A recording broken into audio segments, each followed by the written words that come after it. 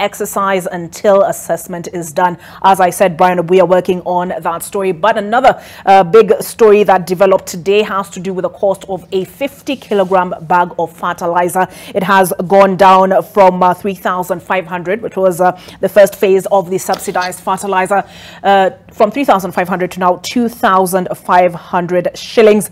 The president, that is President William Ruto, also spoke about easier access to loans, credit facilities for farmers, while encouraging them to use fertilizer in order to bump up our harvests. And in State House this today, covering that, we had Ibrahim Karanja. He joins me now live in studio. Ibrahim, if you can hear me, perhaps you could take us through some of the other promises, pledges that the president made today.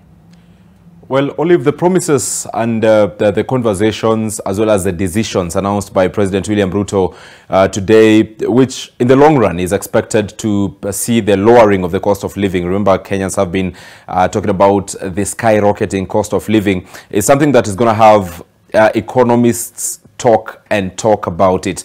Already since 1 p.m. when President William Ruto started to talk about the further reduction by 1,000 shillings of a bag of 50 kilograms of fertilizer, economists are saying that whereas the intentions are to lower the cost of living, then this is not enough. They are actually saying that fertilizer, I have spoken to one of the economists, and that will be featured later in our story, Professor Fred Ogola, who says that actually fertilizer contributes to about 6% of the final price that we get to buy our unga at the shelves in the supermarkets. So he says by keeping subsidizing fertilizer, then the president appears to be forgetting the other important aspects, which includes processing, packaging of maize and all that. Actually, the example that these economists are giving is that by the time maize is being harvested, it sells at 70 shillings, while at the time it is being bought at the market, at the supermarkets, it is being bought at 200 to 230 shillings, which is the current price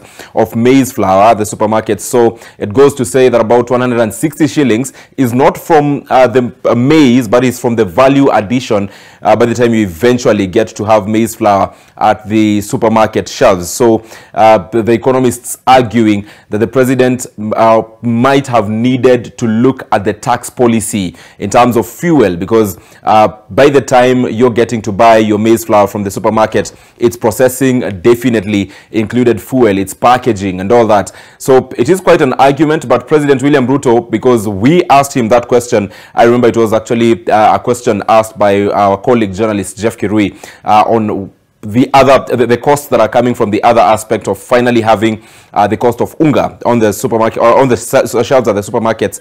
And the president at that particular time said the good thing with subsidizing fertilizer is that you can actually track it, but by subsidizing fuel, then you're not able to know how much fuel is going to agriculture, and that's why they chose to go that particular route. Olive, I prepared this story after I left State House, and just to bring our viewers to perspective, let's have a look at it.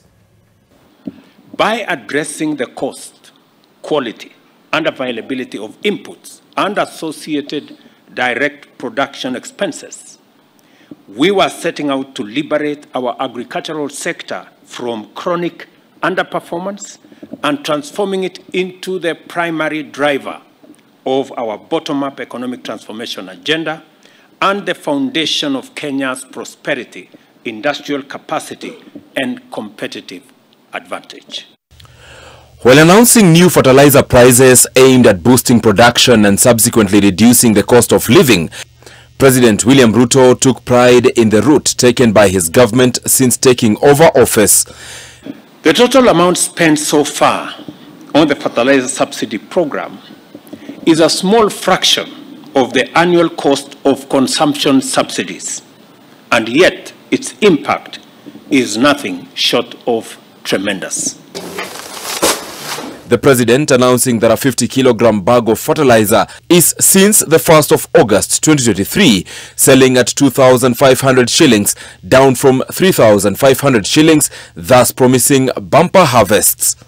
From the long rain season alone, which is underway, and we want to thank God that we got rain this year better than the last several years. We estimate a yield of 44 million bags in this season, compared to last year's 32 million bags. We estimate that we will get an extra 12 million bags, thanks,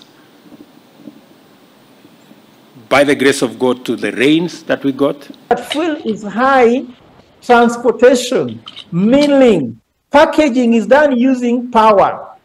So the contributory factors which are very significant in lowering the cost of maize is energy. To the extent that you increase energy, it has the higher contributing factor into the price of unga, and the president needs to be honest, or at least be knowledgeable in economics to know that lowering fertilizer is only contributing either to 6% or to 12% of the cost of maize. The head of state has also announced the registration of farmers as well as the last mile delivery of the said fertilizer. According to President Ruto, Kenya's maize production is thus expected to rise to an annual production of 61 million 90 kilograms bags up to 2027. This as opposed to production in previous years, which approximated at around 40 million bags. With the cost of living dominating many discussions amongst Kenyans, the opposition has used it to advance its onslaught against the government. However, President Ruto has continuously vowed not to take the route of subsidizing consumption taken by his predecessor Uhuru Kenyatta. Other measures that the president announced as aimed in maximizing production include the national initiative to acquire 100 dryers distributed across the country to reduce post-harvest losses. The implementation of the Warehouse Receipt Act of 2019, which is aimed at having structured trading, and the increase of budgetary allocation to the Agricultural Finance Corporation AFC from 2 billion shillings to 10 billion shillings, and enhancing mechanization for the increase of the use of machinery in farms. Ibrahim Karanja, NTV.